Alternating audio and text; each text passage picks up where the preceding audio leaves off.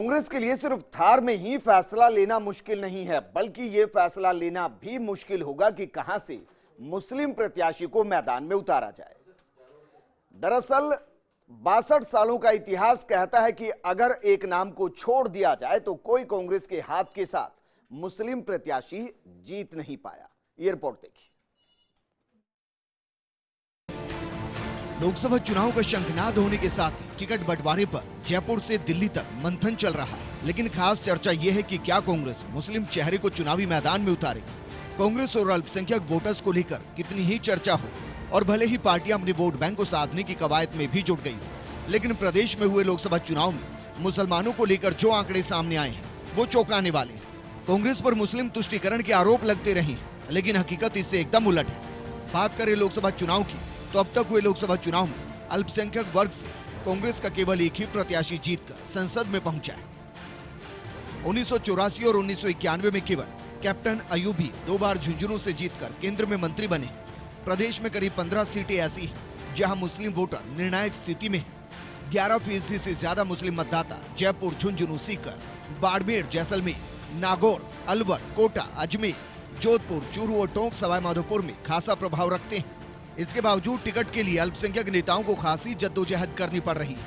हालांकि राज्यसभा से कई मुस्लिम नेताओं को कांग्रेस ने संसद में प्रतिनिधित्व दिया है। हाल ही में हुए विधानसभा चुनाव में कांग्रेस ने 15 मुस्लिम चेहरे उतारे थे। इनमें से किशनपोल से अमीन कागजी ही विधायक चुने गए।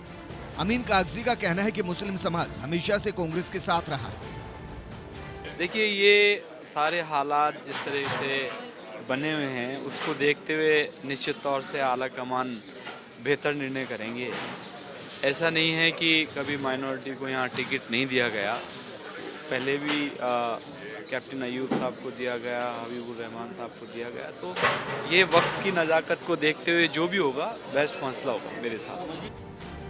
आंकड़ों पर एक नजर डालें तो कांग्रेस ने अब तक कई बड़े चेहरों को भी आजमाया है। पिछले चुनाव में टोंक सवाईमाधोपुर से मशहूर क्रिकेटर मोहम्मद अजहरुद्दीन अपनी स्टार इमेज के बावजूद राजस्थान में चुनाव नहीं जीत सके।